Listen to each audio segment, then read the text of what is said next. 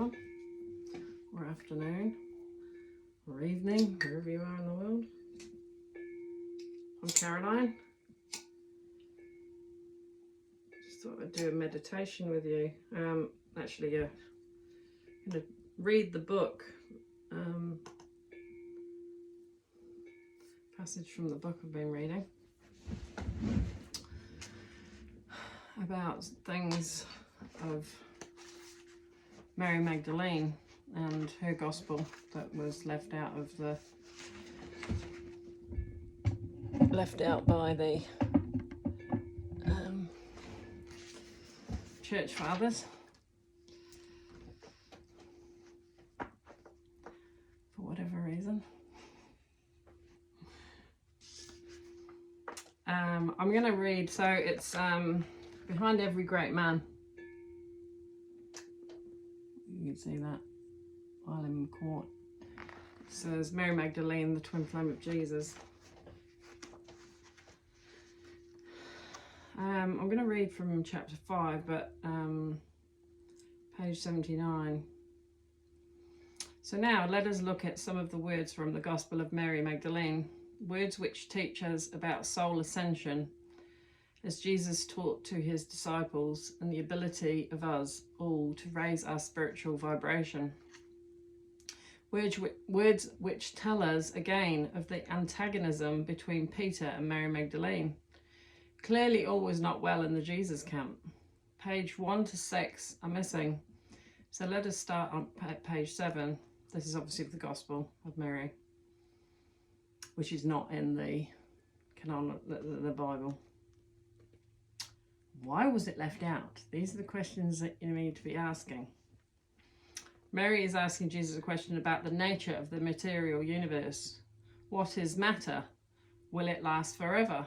The teacher answered, all that is born, all that is created, all the elements of nature are interwoven and united with each other. All that is composed shall be decomposed. Everything returns to its roots. Matter returns to the origins of matter. Those who have ears, let them hear. Mary Magdalene, the woman who knows all, already knows the answer. So here she seems to be simply trying to get Jesus to explain something further to the other disciples. Jesus explains that although all material things are interconnected, they are not eternal and will return to their own origins.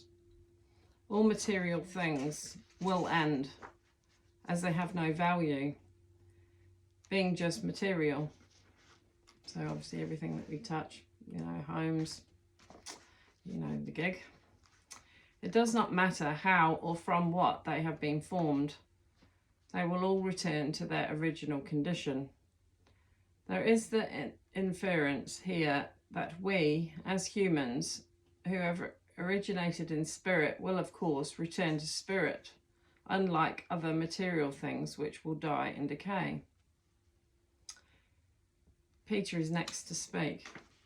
Peter said to him, since you have become the interpreter of the elements and the events of the world, tell us, what is the sin of the world? The teacher answered, there is no sin. It is you who make sin exist when you act according to the habits of your corrupted nature. This is where sin lies. This is why God has come into our midst. It acts together with the elements of your nature so as to reunite it with its roots.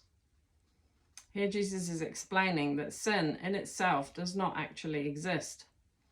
It only manifests through the actions of people when they follow their material desires and neglect their spiritual needs. To sin means to turn away from God and indulge one's material passions and desires. Sin is what occurs, sin is what manifests when one's nature, the spiritual side, is neglected and not nurtured. As one's love of material things has led them away from God and their own divine nature. Perishable, material things do not go hand in hand with one's inherent spiritual essence. Thus the Gospel of Mary here defines sin as the adulterous attachment of the soul to the body meaning that the passions of the body have overwhelmed the soul, leading to sickness and death. Sin has to do with the improper merging, the adultery of material and spiritual natures, which in turn leads to the improper dominance of the spiritual nature by the material nature. It is attachment to this material nature that keeps people enslaved to suffering and death. Sin does not actually exist. Therefore, because the material world and the material body associated with it are merely temporary and will pass away. This is further explained. Then he continued, this is why you become sick and why you die. It is the result of your actions. What you do takes you further away. Those who have ears, let them hear. People suffer illness and sickness because they allow themselves to be drawn away from their inherent natural spiritual essence to a false state of pleasure in transitory material things. Hence, the human body is being pulled in two directions at the same time, causing dis-ease. And the body suffers dis-ease because it is not living true to its real nature. Attachment to matter gives rise to passion against nature. Thus, trouble arises in the whole body. This is why I tell you, be in harmony. If you are out of balance, take inspiration from manifestations of your true nature. Those who have ears, let them hear. Attachment to material things is detachment from our true nature, and this detachment throws the whole body out of balance. How do we restore that balance? We are told here to go out in nature, where we will quickly rediscover the countless manifestations of divine harmony and balance. Nature holds all the answers, all the solutions, and time spent out in nature will return our soul to balance and completeness.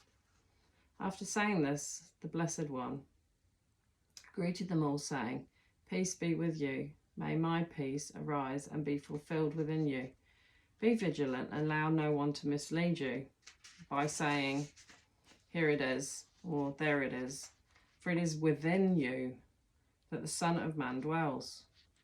So there's nothing outside of you, folks. It's all within. The kingdom of heaven is within you. You are the temple. Your body is the temple. Walk forth and announce the gospel of the kingdom. Here we have a stark warning about being led astray by those who set themselves up as intermediaries between people and God.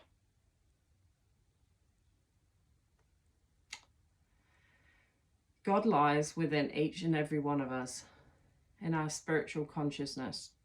Every living thing has a consciousness, and that consciousness is the God consciousness inherent in every living organism. We find God within ourselves. Furthermore, we are told, impose no law other than that which I have witnessed. Do not add more laws but to those given in the Torah, lest you become bound by them. Laws bind us and curtail our naturally free spirit, and we are told not to add any more rules and laws, as we ourselves will only become victims of them. The laws and rules laid out by Jesus are sufficient because they are just and lead to spiritual freedom, unlike the laws and rules set by rulers and judges. So they always have an agenda,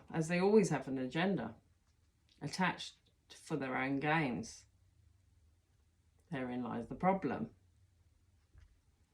The Torah certainly contained a mind-blowing array of laws to be steadfastly adhered to by the Jewish people, and the Pharisees was constantly being criticized by Jesus because they were so stuck on these laws, self-righteous because they obeyed the law, believing that was all they needed to do. Nothing came from their hearts, but all from their reading of the laws. Now the Gospel of Mary takes a different turn. The disciples were in sorrow, shedding many tears and saying, How are we to go among the unbelievers and announce the gospel of the kingdom of the Son of Man? They did not spare his life, so why should they spare ours? Then Mary arose, embraced them all, and began to speak to her brothers. Do not remain in sorrow and doubt, for his grace will guide you and comfort you. Instead, let us praise his greatness, for he has prepared us for this. He is calling upon us to become fully human. Now, there's something you don't hear in if you go to a church. He's calling us to become fully human, but it'll be with the divine. Thus, Mary began to discuss the meaning of the teacher's words. I'm just seeing how long this was taking. We see Mary coming into her own here as the other disciples express their fears that if they teach as Jesus instructed them to do, their lives will be in danger. It is Mary who rallies them, allaying their fears and encouraging them. She's assuming Jesus' role in bringing comfort and issuing instruction to them as they begin to fall apart through fear and what will happen to them. Their fear is certainly, however, understandable, living as they were in those Roman times, where knowing that the mortal body is not the true self and that the spirit continues on its evolutionary journey after the physical death of the body might not just be enough to give one strength to face martyrdom, despite what Jesus taught. The words here in the Gospel of Mary are in sharp contrast to the words in, for example, Acts and even in Mark's Gospel, where we get the clear impression that the apostles went forth to teach full of confidence and with no bother. In the other narratives, the chronological Gospels, Jesus has already given words of encouragement before he departs, and the disciples feel bolstered up and ready for action. Not so, however, here in the Gospel of Mary. It is the other way around. The disciples are not at peace within themselves, so how are they going to be able to carry on the mission of Jesus? But Mary Magdalene can and will, and that's not their only problem. Peter said to Mary, "Sister, we know that the teacher loved you differently from other women. Tell us whatever you remember of any words he told you, which we have not yet heard." Mary said to them, "I will now speak to you of that which has not been given to you to hear. I had a vision of the teacher, and I said to him, 'Lord, I see you now in this vision.' And he answered, 'You are blessed, for the sight of me does not disturb you.' There where is the nous lies the treasure, Nous. Then I said to him, 'Lord, when someone meets you in a moment of vision, is it through the soul, psyche, that they see, or is it through the spirit?' The teacher answered, 'It is neither through the soul nor the spirit, but the nous between the two, which sees the vision. And it is this which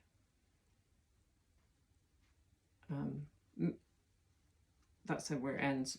There's obviously, it says page 10 of the Gospel, lines 1 to 25. Mary has obviously been told something which has been kept from them. Peter here, in contrast to later, seems to have a certain respect for Mary at this point and shows a certain deference to her, being prepared to listen to what she has to say. Mary has had a vision of Jesus. There is no reference throughout the chronological Gospels of any of the other disciples experiencing visions such as Mary does in the Gospel of Mary. Her visionary gift is clear, fostered and strengthened by the time she spent in silence and deep contemplation connecting with spirit, just as Jesus too spent time alone in silence and quiet.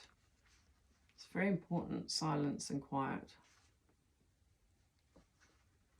Prophets and sages in olden times were called seers, S-E-E-R-S, meaning those who could see. You see how it's all interconnected now? I mean, this is just the tip of the iceberg of what I'm reading. They were called seers, meaning those who could see what others could not. Mary Magdalene, therefore, in her visions, is not having a dream or a fantasy, but showing her psychic powers. Can you understand why now the church would leave this psychic ability of Mary Magdalene out? And she had telepathy between her and Jesus. The sight of Jesus leaves her undisturbed, which again signifies her inner peace and spiritual connection. She is still connected to Jesus just as she was in life. And now that he has gone beyond the material world, she can still connect with him. Here Mary is asking very deep questions, questioning the nature of visions and how one knows whether the vision is real or merely seems to be real. Is the vision seen through the eyes of the spirit or through the eyes of the psyche? Is the person experiencing the vision going mad or hallucinating or a mystic?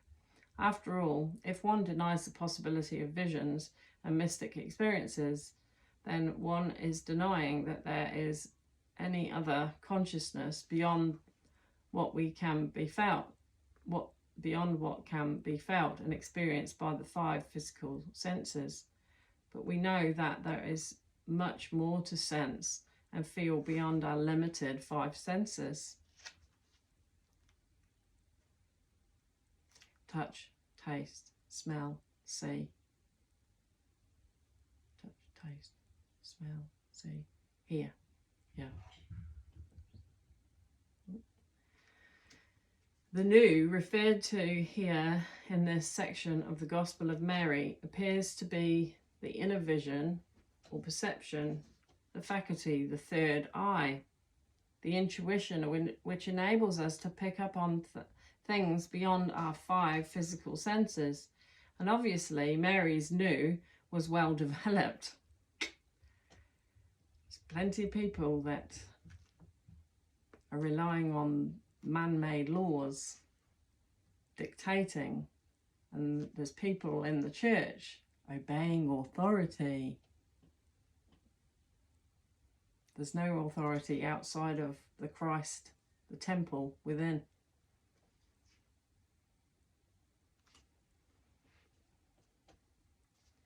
And what Jesus gave us to uphold and to take it within into the heart, and not to be a form of self-righteousness. The new referred to here in this section of the Gospel of Mary appears to be the inner vision or perception, the faculty, the third eye, the intuition which enables us to pick up on things beyond our 5 physical senses. And obviously Mary's new was well developed. She is telling the other disciples that we are all able to see visions through the new. Another name for it is consciousness, spiritual consciousness, and it through the evolution of our spiritual consciousness that we ascend the cosmic elevator. So it's a choice, but it is a spiritual consciousness. So we have a choice. I mean, Jesus is all about seeking, you shall find, knock and the door shall be answered. Knock and the door shall be opened unto you. Oh, itching my nose.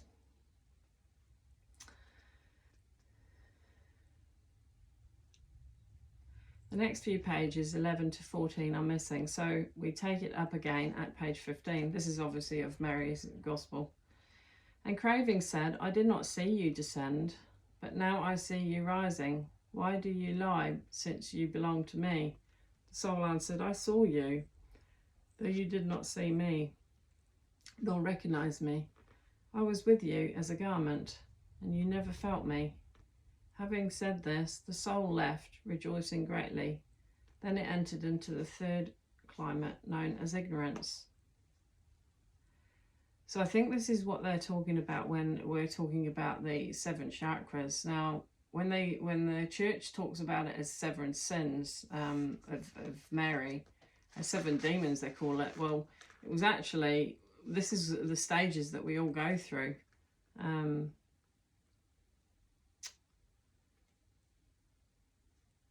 going to continue on.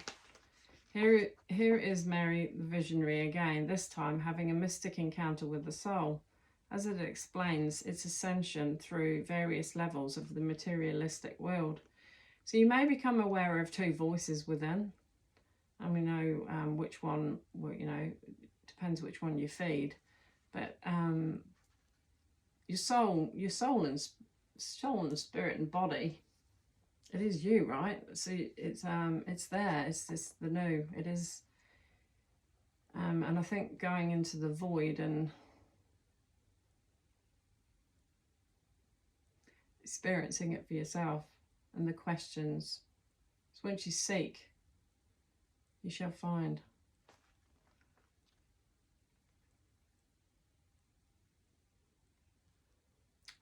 First, the soul has to work its way through craving or desire. Here, desire or craving is insisting to the soul that it has dominance over it. Craving refuses to acknowledge or recognize the soul's independence of being, but is corrected by the soul and told that the soul is free from craving, which has no control over it. The soul dismisses craving as just a fleeting fantasy, so is now free to move on, having got successfully over the first hurdle. But that is only the first of many hurdles for the soul. Next is ignorance. Ignorance inquired of the soul, "Where are you going?" You are dominated by wicked inclinations. Indeed, you lack discrimination, and you are enslaved. The soul answered, "Why do you judge me, since I have made no judgment? I have been dominated, but I myself have not diminished. I have not been recognized, but I myself have recognized that all things which are composed shall be decomposed on earth as is in heaven."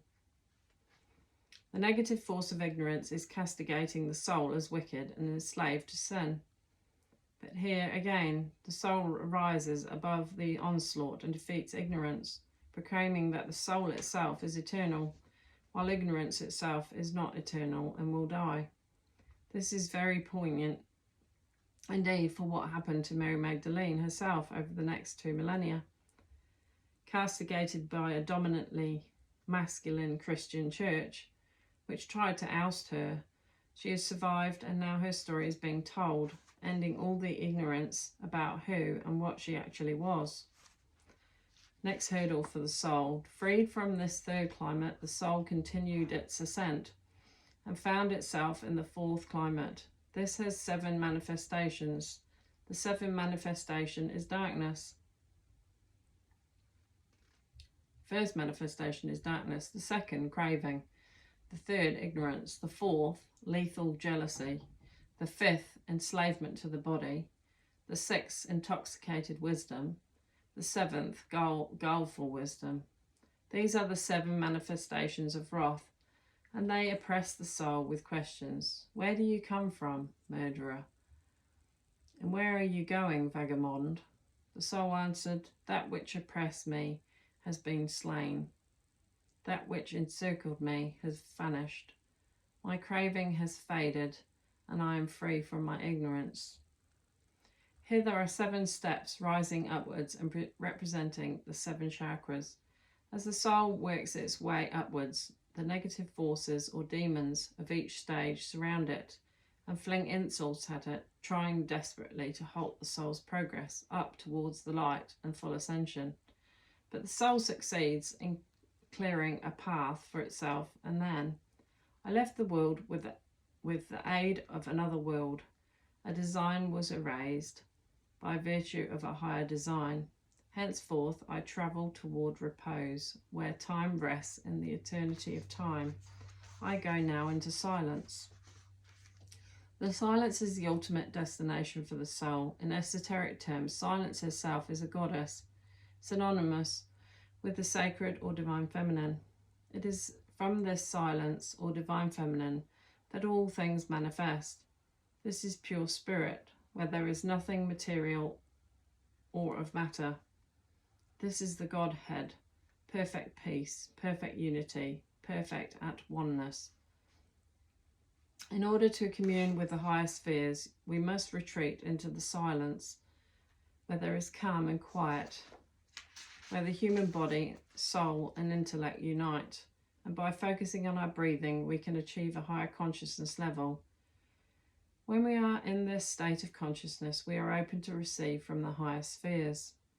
Having said all this, Mary became silent, for it was in silence that the teacher spoke to her. Now,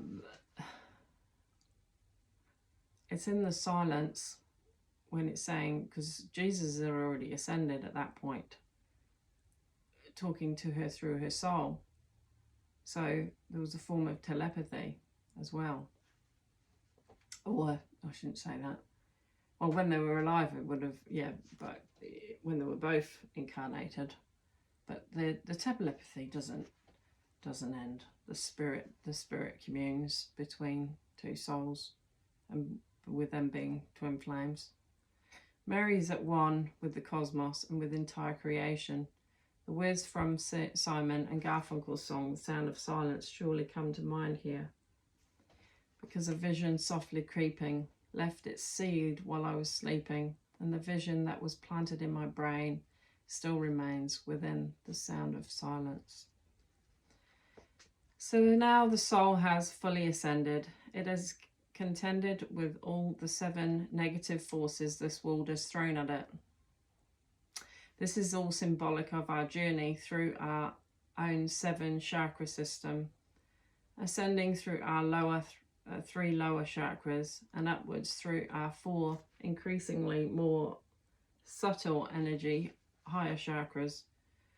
When we reach the summit, our crown chakra, and when we are living from this perspective, we have reached a place of enlightenment where we no longer fear death, because we know that we are immortal and we will enter into the light of the higher spheres. Then Andrew began to speak and said to his brothers, "Tell me, what do you think of these things she has been telling us? As for me, I do not believe that the teacher would speak like this. These ideas are too different from those we have known."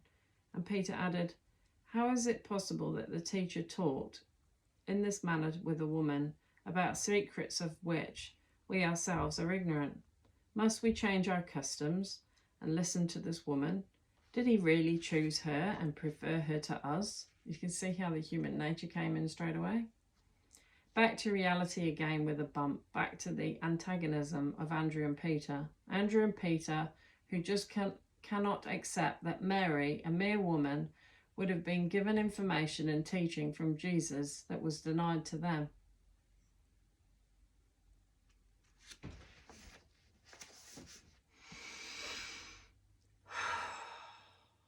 I just want you, Divine Feminines, to take a big deep breath in right now for Mary Magdalene.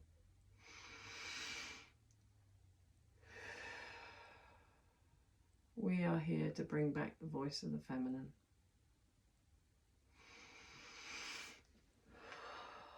Amen. So be it.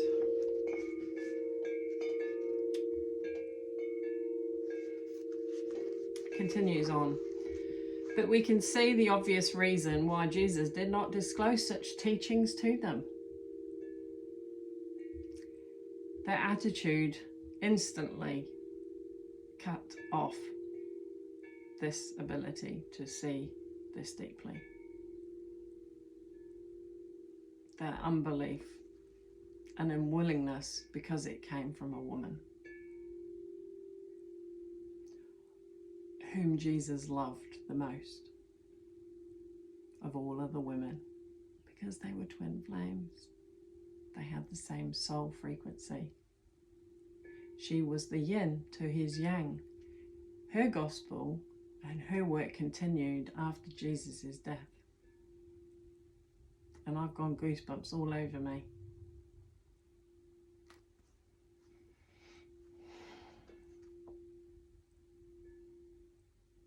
They just would not understand what he was talking about. To them, Mary was just a woman, but in reality, a visionary, a very advanced spiritual being, one who understood the deep, inner, esoteric teachings of the Master, one on a par with the Master.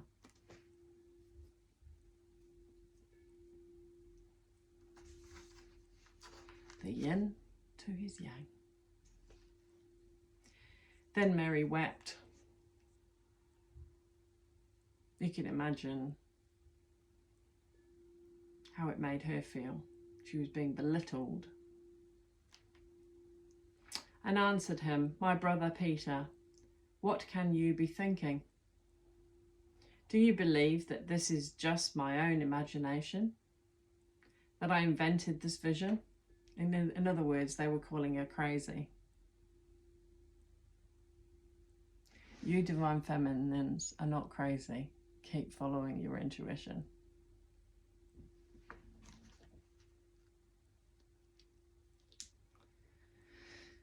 Or do you believe that I would lie about our teacher? At this, Levi spoke up. "Peter, you have always been hot-tempered, and now we see you repudiating a woman, just as our adversaries do." So he acknowledged it there at least. So good on Levi.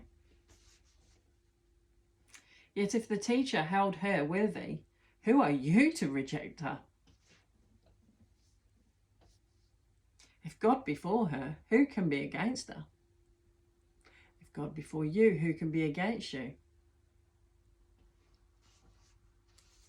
Pride is a terrible thing. Ego. But I can guarantee their self-righteousness would have kicked in, because it was coming from her. Deemed as lesser, maybe. But they had one thing that they couldn't deny, was that Jesus accepted her, embraced her fully, and respected her.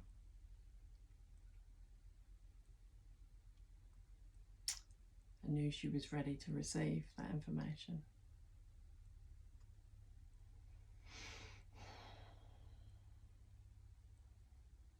Yeah, who are you to reject her? Surely the teacher knew her very well, for he loved her more than us. So he's acknowledging that she was loved. Sounds like an intimate relationship as well. But intimacy is not just of the sexual nature, but the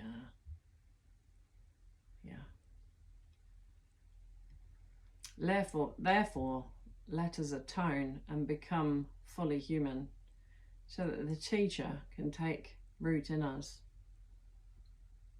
Let us grow as he demanded of us, and walk forth to spread the gospel, without trying to lay down any rules and laws other than those he witnessed. Mary begins to weep out of compassion for Peter and Andrew in their ignorance, and not as the male disciples in their limited vision no doubt saw a female weakness.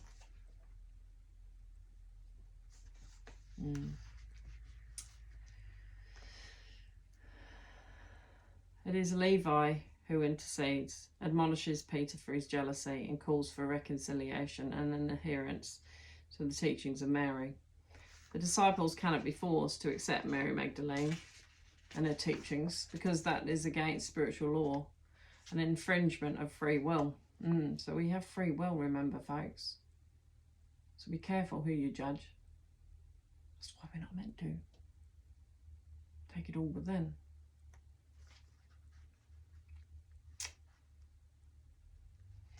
But here Levi is pointing out to them that they must take the higher path, move up into the higher attributes of spirituality, and leave the lower attributes of anger, jealousy, resentment, darkness, desire, and fear. And the ending of the Gospel of Mary. When Levi had said these words, they all went forth to spread the gospel.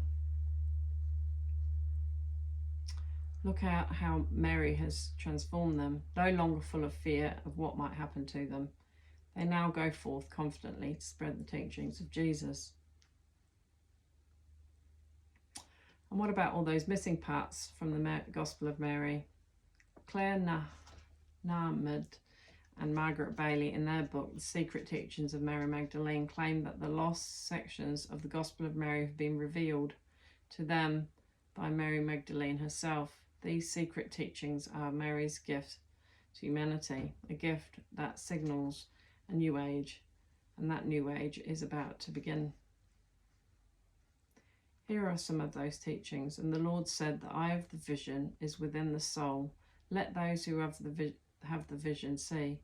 Those that would listen, let them hear. For those that listen will hear the breath of silence. And then the Lord said, let us return to our true nature.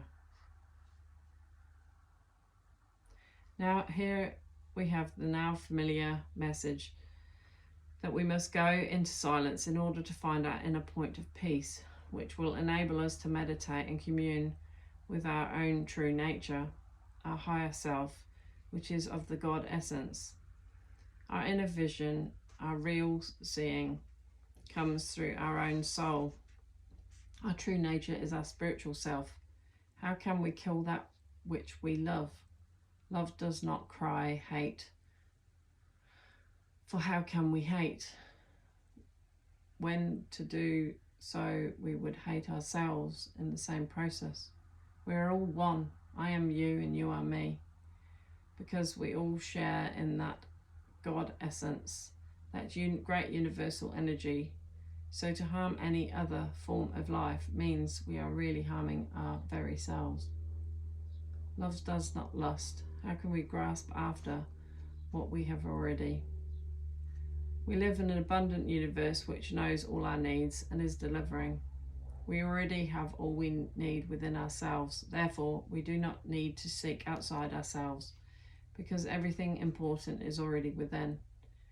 We must center ourselves in love, which means embracing the realization that we are all infinitely loved by a loving universe.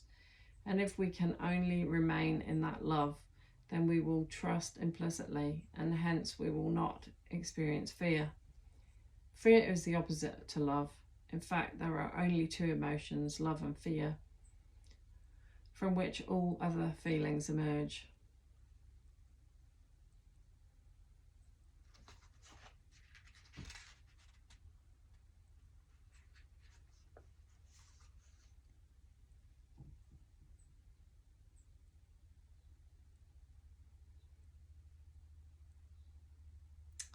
All that is composed is of the elements, and it is your attachment to this structure that has no permanence. Attachment to your corrupt nature is that which binds you to matter and to illusion and suffering. Attachment to matter is a force to be reckoned with. It is our attachment to material possessions and perishable things that holds our soul back from evolving and ascending. We have a higher soul, our higher self, which part of us which resides in the higher spiritual vibrations, and a lower nature soul, that part of us which accompanies us through this earthly dimension. When we allow ourselves to get too attached to the attractions and pleasures of this world, we suffer from depression and illness because we are neglecting our real nature and our higher spiritual selves. So just remember, you're free. All of this, it's going to perish, but it's what we're ascending with our soul and that oneness with spirit that will go on. And I think as you get older and the body starts to pack in, just remember that it's like being in a cocoon, right? Like, it's like the caterpillar. For one day you will break free from it. So whatever you've built in the spirit, in the spiritual realm, and you've let go of the attachments of this world, you're then free in your heart, and you're free to love as you're meant to. If your courage fails you and you feel out of sorts, go out into nature and take heart from its manifestations of beauty and harmony with the divine nature. Nature just exists, and it is messy, and it is what it is. It takes the path of least resistance. It is within your heart that the Son of God dwells. Disassociate your soul from matter. Once the two are apart, the ascent can begin. We cannot experience soul ascension as long as we are attached to material things. What about more modern sources for the inner esoteric teachings of Mary Magdalene? Are there any? I'll just leave it there. Because I think, oh hell, God, 40 minutes. 40 minutes. So yeah, go within, be silent, know that you're loved. And all these questions, just ask the questions in your own heart to divine, and they hear you. That whispered silence. They can interpret your heart. They know your thoughts before they're formed within. So they know your cravings of wanting to in and know, but also to seek harmony within your own body so that there isn't any dis-ease within your own heart. So I send you so much love, and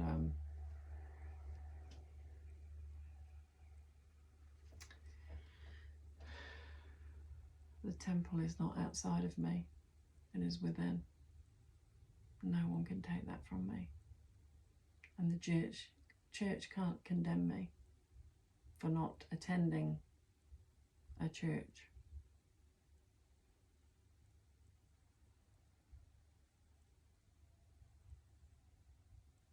For they'd be denying God himself. Father, Mother, God. The balance of the masculine and the feminine. Jesus' twin flame. Mary continued on, even without the physical presence of her twin. There's much teachings about Mary. You can read this book as well, Mary Magdalene Revealed. And I also looked of Dolores Cannon, Jesus and the Essenes, but I need to read it again. I've read all the books. I need to read them again and postmark them if I'm going to be sharing them. So it all takes time and effort. But we're on to something, girls, and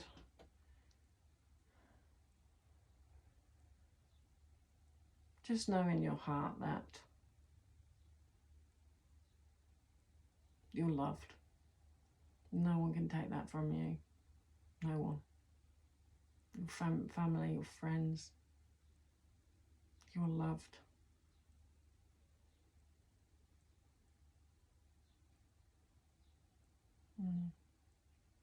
Anyway, have a blessed day. Bye, thanks.